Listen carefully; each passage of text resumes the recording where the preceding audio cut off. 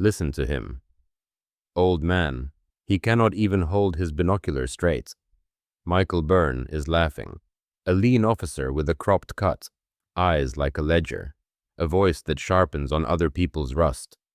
Emma Clark stands beside him, hands tucked, 24 and impatient. She repeats the number as if it were a dare. Arthur Hargreaves was 82. He says nothing to match the jeer. He only breathes and sets the worn leather strap across his knee. His face is a map of thin lines.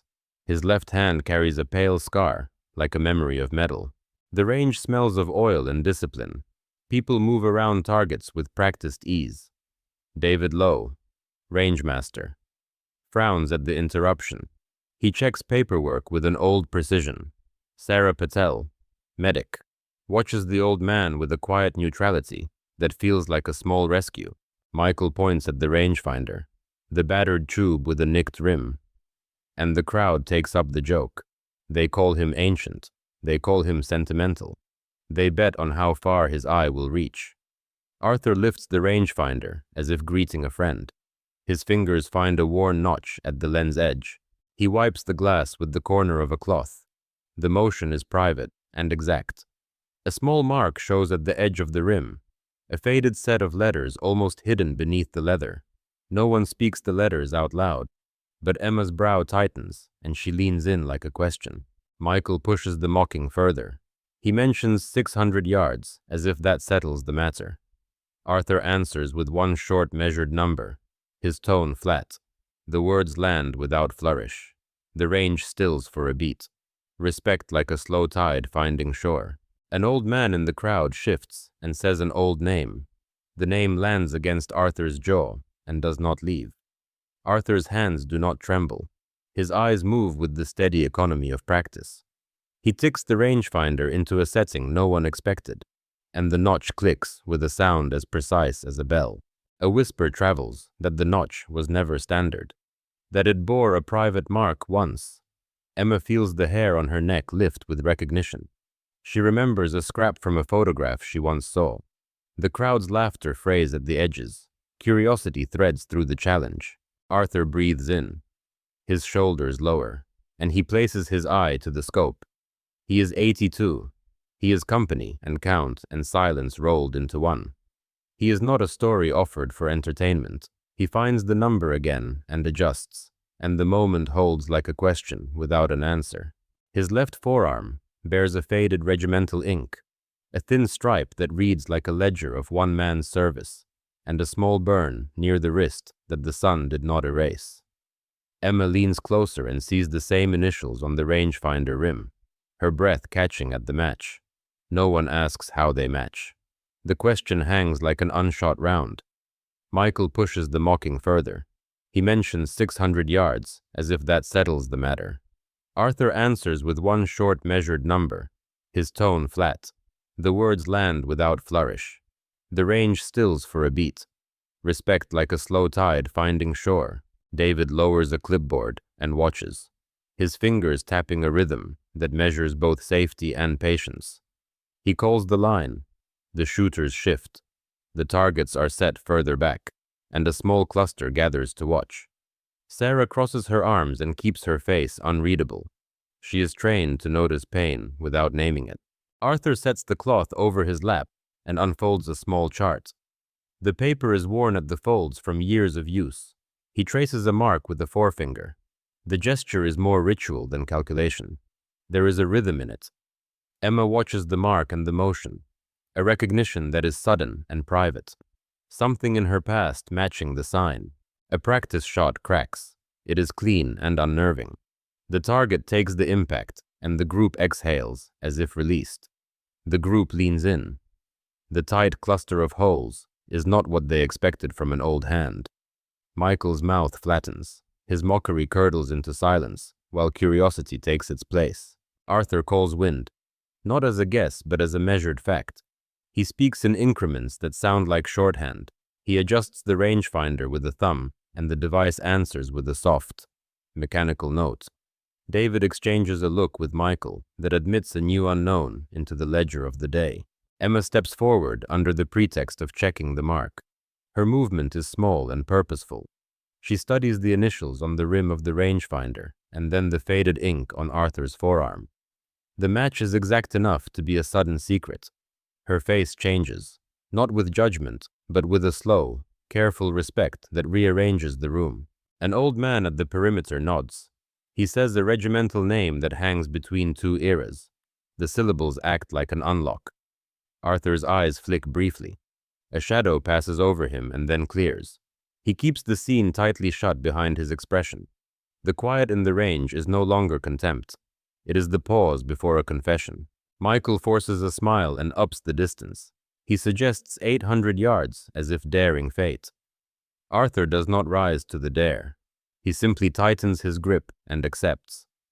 The motion is a settlement rather than a challenge. The new distance lands like a question, aimed beyond the targets. The crowd leans forward with the same hunger. They reserve for stories that mean something. Emma feels a memory surface that she cannot name. It moves like a film negative coming into light. She wants to ask about the initials, but she keeps the question folded and instead says a practical line about sight picture, her voice steady to hide the thread of wonder. The range hums with anticipation, and the scene closes on Arthur as he breathes and prepares. Arthur does not tell stories. He hands them like sealed letters. He speaks a fragment about a night watch, 3 words about a place he will not name, and the room leans like a thread. His voice is small. The rhythm of it sounds like orders given and kept. A retired corporal at the edge of the range exhales and says a name from half a century ago. The syllables graze old wounds. Emma's fingers tighten on the rim of the rangefinder. She remembers a photograph with the same initials and a column of men in a faded print. Recognition passes between them, not loud, but unmistakable. Arthur's hands are steady as a clockmaker's, each motion precise and private. He checks the scope, aligns a tiny reticle, and the movement carries the calm of someone who has done this many times. No boasting, only the economy of a man who trusts practice more than applause. David watches the grouping on a closer target. He marks deviation with a pen that rarely lies. The groupings are tighter than anyone expects. Small black clusters, like neat punctuation. Michael's expression is careful now, his earlier insolence replaced by a ledger of questions. Arthur speaks in numbers, not anecdotes, distances and clicks, the language of measurement. He mentions a record kept off the books, a shorthand that sits between men who know how to erase and how to remember. Emma asks no direct question. She lets the silence make the confession. An older woman in the crowd nods. She recalls a buried competition with medals removed and names redacted. Her recollection lands like a key, and Arthur's profile tightens for the first time since he arrived. He holds the rangefinder as if it is both relic and proof. He reveals, without flourish, that once he held an unofficial mark that outshot public records, a line folded into secrecy. The admission is not meant to impress. It is an acknowledgement he makes to the small circle that can understand consequence.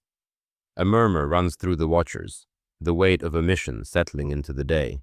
Emma looks at him with new gravity. She traces the scar on his wrist with her eyes, rather than her words. The gesture is its own dialogue. David shifts his footing. The pen pauses, and Michael's jaw seems to unclench. The range is quieter, the kind of quiet that marks a room ready for an irreplaceable revelation. Arthur lifts the rangefinder and rotates a small wheel. The notch shows a faint engraving that matches the initials on his arm. He does not explain why the record was erased. He does not need to. The fact sits heavy enough. The question left hanging is whether this man seeks retribution, or whether he needs to set one small thing right. He breathes and lines up for the longer shot, his gaze moving past the paper targets towards something beyond measurement. The group watches him prepare, as if watching a lever pulled on history itself. The moment slow and urgent. The open loop remains. What or who waits at the far distance that merits such a hidden history? A runner from the far line yells, a shout that cuts the quiet into ragged pieces. A tarp flutters across the downrange lane. Hands move on the line. Safety calls rise. People step toward the issue with training in their feet. Arthur lowers his eye from the scope and pauses. The pause is not fear. It is an assessment. Michael swears under his breath and strides forward, his voice trying to reclaim command. He orders a halt as procedure demands. His tone is clipped and official, and beneath it something taut like a wire vibrates. Sarah moves to the tarp. She peels it back and reveals a distant shed and a narrow track that runs alongside it. Emma notices Arthur's fingers working at the rangefinder. The leather seam parts, and a thin scrap slides free like a folded confession. Arthur does not show surprise. He slides the scrap between thumb and forefinger and reads a name that sharpens the room. Emma's breath catches. The initials match the engraving on the rim and the faded ink on his forearm.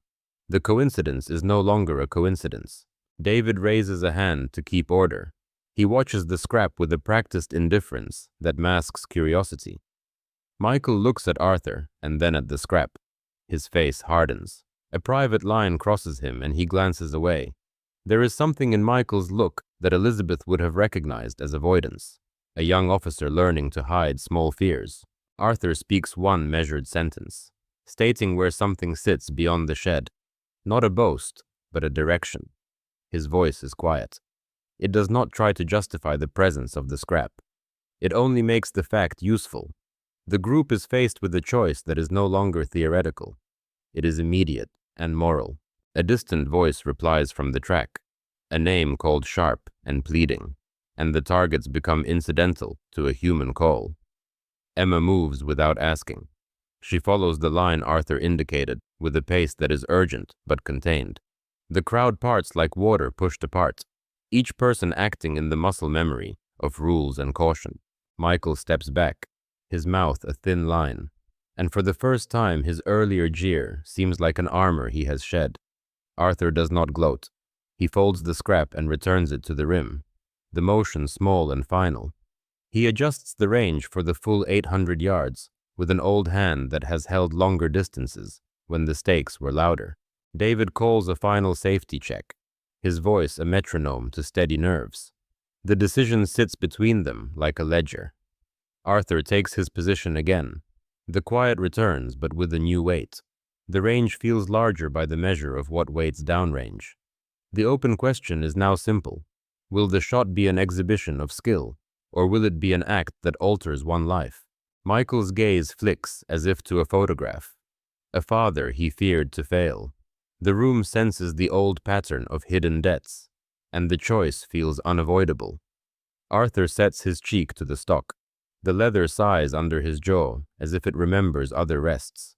He steadies the range, fingers moving with a craft honed against distance and consequence.